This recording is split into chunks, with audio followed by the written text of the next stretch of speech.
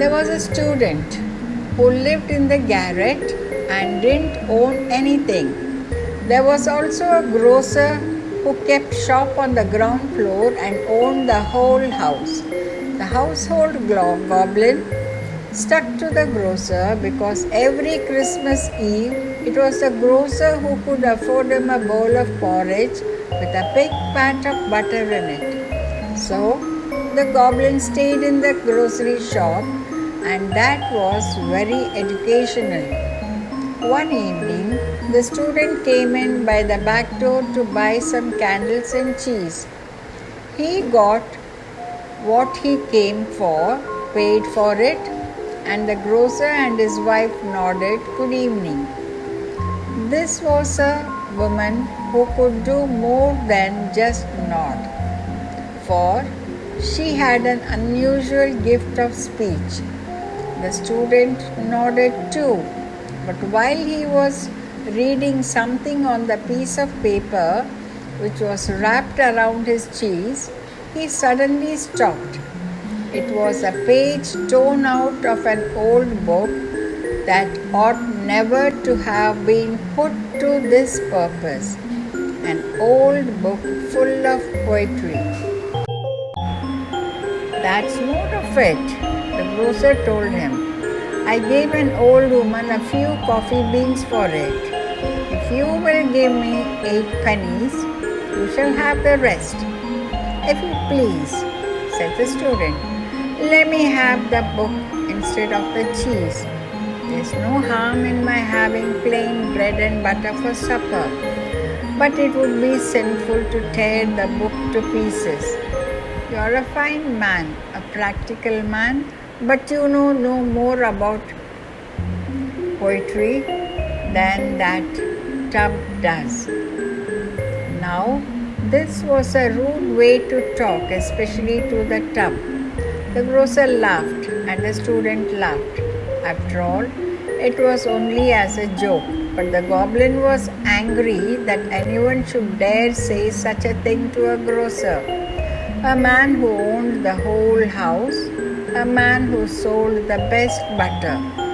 That night, when the shop was shut and everyone in the bed except the student, the goblin borrowed the long tongue of the grocer's wife, who had no use for it while she slept, and any object on which he laid his tongue became as glib a chatterbox as the grocer's wife herself.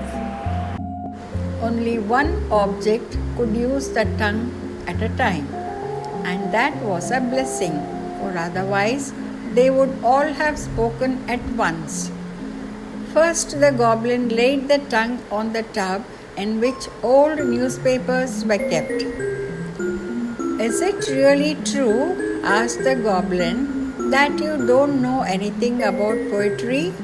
Of course I know all about poetry, said the tub. It's the stuff they stick at the end of a newspaper column when they have nothing better to print, and which is sometimes cut out. I dare say I've got more poetry in me than the student has, and I'm only a small tub compared to the grocer. Then the goblin put the tongue on the coffee mill.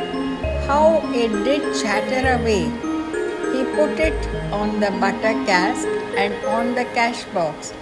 He put it on everything around the shop until it was back again upon the tub.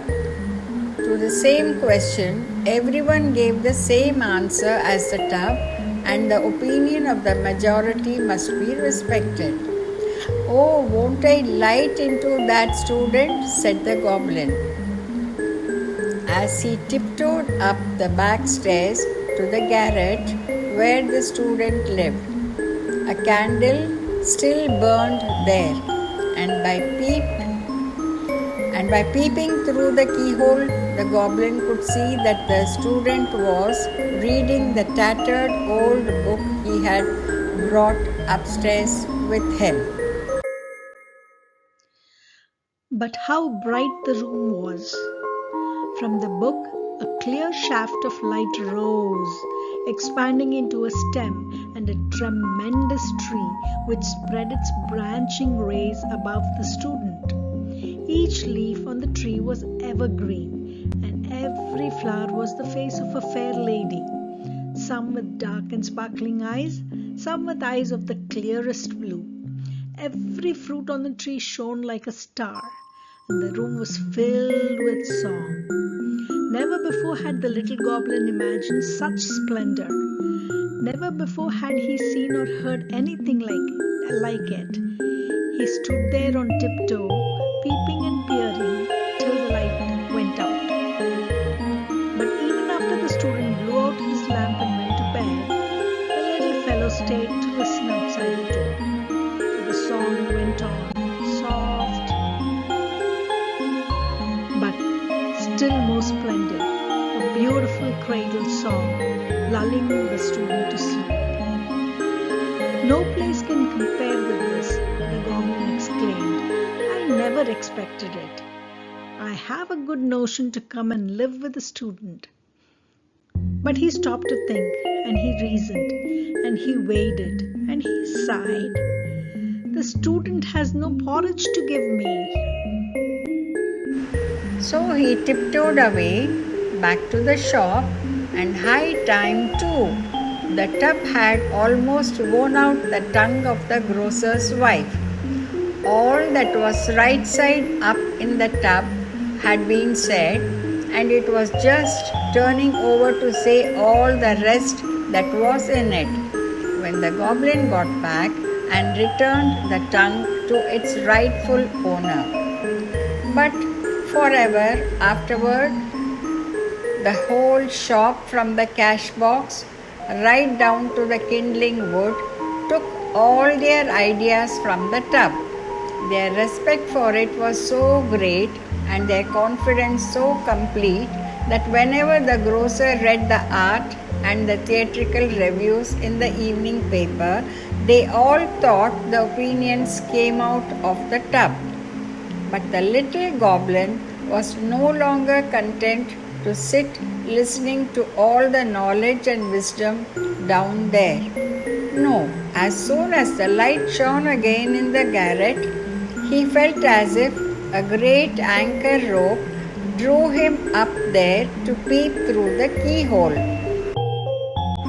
And he felt the great feeling that we feel when watching the ever-rolling ocean as a storm passes over it, and he started to cry for no reason that he knew.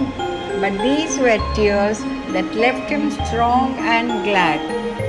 How glorious it would be to sit with the student under the tree of light. He couldn't do that. He was content with the keyhole. There he stood on the cold landing with wintry blasts blowing full upon him from the trapdoor to the roof. It was cold, so cold, but the little fellow didn't feel it until the light went out and the song gave way to the whistle of the wind. Ah, he shivered and shook as he crept down to his own corner, where it was warm and snug. And when Christmas came round, when he saw that bowl of porridge and the big pat of butter in it, why, then it was the grocer whose goblin he was. But one midnight, the goblin was awakened by a hullabaloo of banging on the shutters. People outside knocked their hardest on the windows, and the watchman blasted away on his horn, for there was a house on fire. The whole street was red in the light of it. Was it the grocer's house? Was it the next house? Where? Everybody was terrified. The grocer's wife was so panicky that she took off her gold earrings and put them in her pocket to save them. The grocer ran to get his stocks and bonds, and the servant for the silk mantilla she had scrimped so hard to buy. Everyone wanted to rescue what he treasured most, and so did the little goblin. With a leap and a bound, he was upstairs and into the garret. The student stood calmly at his window watching the fire which was in the neighbor's house. The goblin snatched the wonderful book from the table, tucked it in his red cap, and held it high in both hands. The treasure of the house was saved. Off to the roof he ran. Up to the top of the chimney he jumped. There he sat in the light of the burning house across the street, clutching with both hands the cap which held his treasure.